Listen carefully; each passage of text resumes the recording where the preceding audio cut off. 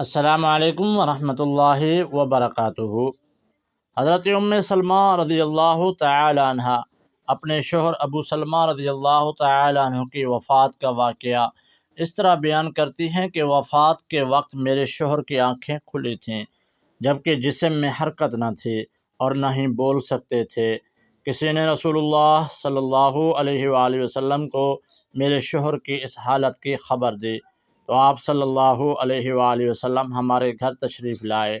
جب نبی اکرم صلی اللہ علیہ وآلہ وسلم میرے شوہر کے پاس آئے تو انہوں نے دیکھا کہ میرے شوہر کی آنکھیں کھلی ہیں، تو انہوں نے اپنے ہاتھ مبارک سے آنکھوں کو بند کرتے ہوئے فرمایا کہ جب موت کا فرشتہ انسان کی روح قبض کرتا ہے تو مرنے والے کی آنکھوں کی روشنی بھی روح کے ساتھ چلی جاتی ہے۔ جب نبی اکرم صلی اللہ علیہ وآلہ وسلم کے منہ مبارک سے یہ الفاظ نکلے تو گھر والوں نے رونا شروع کر دیا کہ ابو سلمہ رضی اللہ تعالی عنہ اب اس دنیا میں نہیں رہے۔ آپ صلی اللہ علیہ وآلہ وسلم نے فرمایا کہ مرنے والے کو ہمیشہ اچھے الفاظ میں یاد کیا کرو، کیونکہ اس وقت فرشتے پاس ہوتے ہیں۔ میت کے ارد گرد بیٹھے ہوئے لوگ جو باتیں کرتے ہیں فرشتے ان باتوں پر آمین کہتے ہیں۔ پھر نبی اکرم صلی اللہ علیہ وآلہ وسلم اللہ تعالی سے دعا کی، اے اللہ، ابو سلمہ رضی اللہ تعالی عنہ کو قبر کے عذاب سے معاف فرما اور اس کو اپنے خاص بندوں میں شامل کر لے جن پر تیرا خاص کرم ہے۔ اس کی قبر میں اپنی رحمتیں فرما اور نور سے مالا مال کر دے۔ نبی اکرم صلی اللہ علیہ وآلہ وسلم کی اس دعا سے ثابت ہوتا ہے کہ جب مسلمان وصال کر جاتا ہے تو اللہ تعالی مسلمان کے قبر میں نور اور رحمتیں عطا کر دیتا ہے، اور جب ایک غیر مسلم مر جاتا ہے تو اللہ تعالی اس کی قبر کو تنگ اور عذاب سے بھر دیتا ہے۔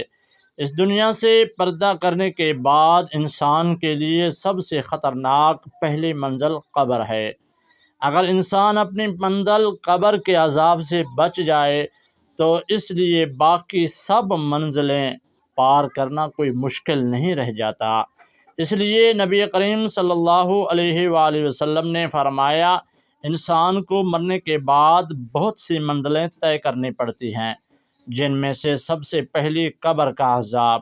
اگر انسان قبر کے سختی سے بچ جائے تو دوسری منزلیں اس کے لیے آسان ہو جاتی ہیں۔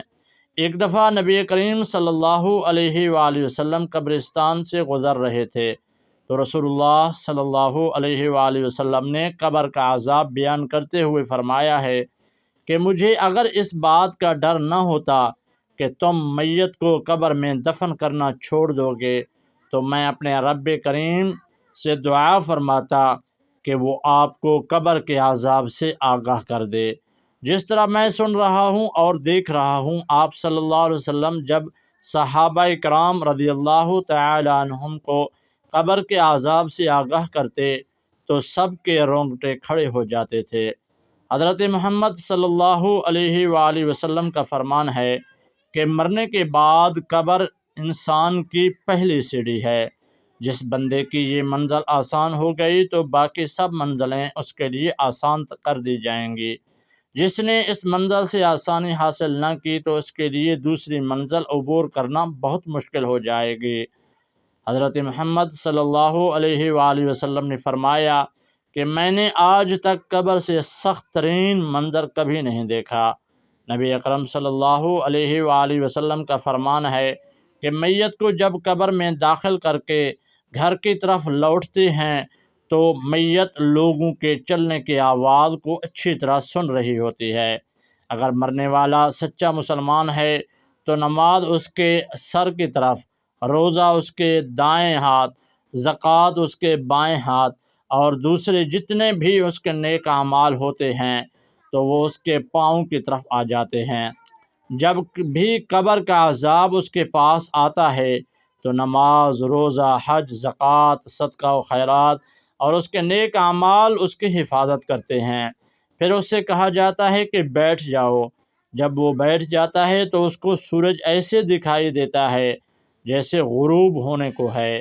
پھر اسے کہا جاتا ہے کہ تم اس شخص کے بارے میں جو تم میں مبعوث ہوا تھا کیا کہتے ہو، اس کے متعلق کیا گواہی دیتے ہو؟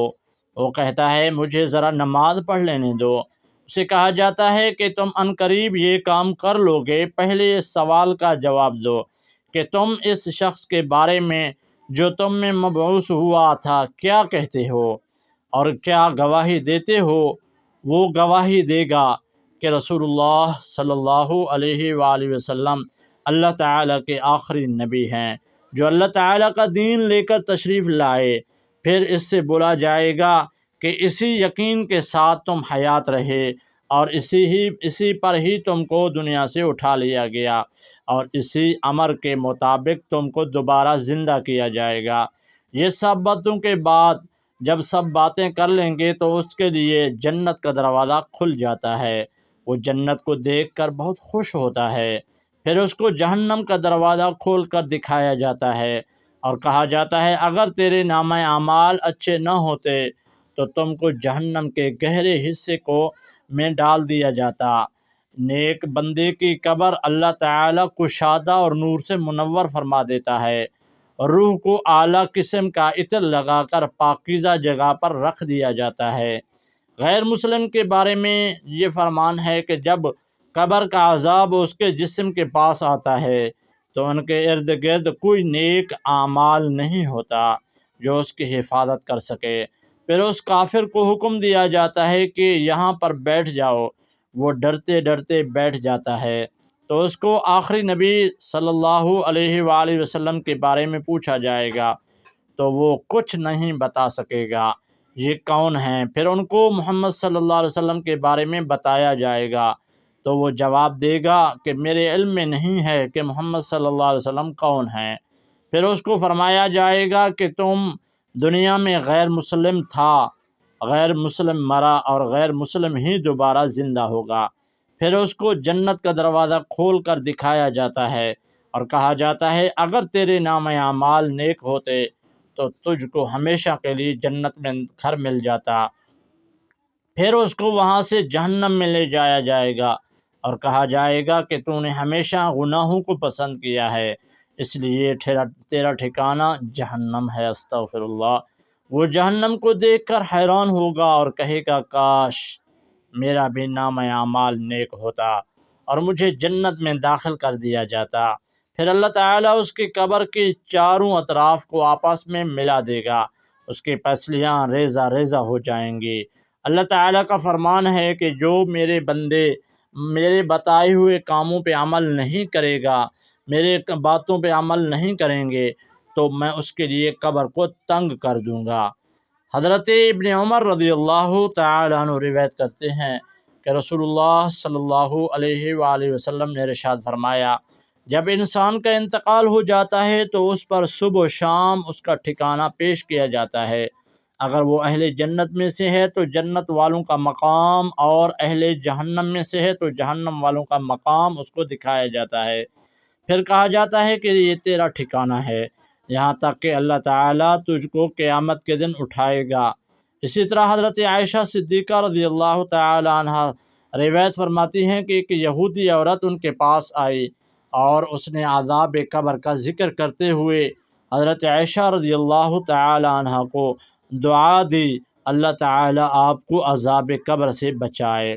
حضرت اماں عائشہ صدیقہ رضی اللہ تعالی عنہ نے رسول اللہ صلی اللہ علیہ وسلم سے اس بابت سوال کے بارے میں پوچھا کہ کیا واقعی قبر کا عذاب ہوتا ہے؟ تو رسول اللہ صلی اللہ علیہ وسلم نے فرمایا جی ہاں، عذاب قبر برحق ہے۔ حضرت عائشہ صدیقہ رضی اللہ تعالی عنہ فرماتی ہیں کہ اس کے بعد میں نے رسول اللہ صلی اللہ علیہ وسلم کو ہمیشہ دیکھا کہ ہر نماز میں عذاب قبر سے پناہ مانگتے تھے، عذاب قبر سے پناہ مانگتے تھے۔ اللہ اکبر۔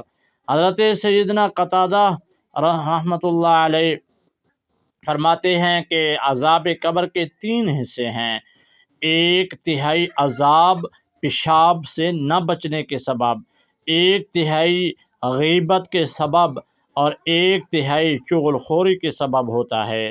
اللہ پاک ہمیں قبر کی سختیوں اور عذاب قبر سے محفوظ فرمائے۔ نبی کریم صلی اللہ علیہ وآلہ وسلم کی پہچان نصیب فرمائے۔ کمنٹ سیکشن میں آمین لکھنا اور اللہ کے رسول صلی اللہ علیہ وسلم پر درود پاک لازم لکھنا اور دعاؤں میں ہمیشہ ہمیں یاد رکھنا۔ انشاءاللہ اگلی ویڈیو میں آپ سے پھر ملاقات کریں گے ایک اور حدیث کے ساتھ۔ اللہ تعالی ہم سب کو نبی کریم صلی اللہ علیہ وآلہ وسلم کی سنت کے مطابق زندگی گزارنے کی توفیق عطا فرمائے۔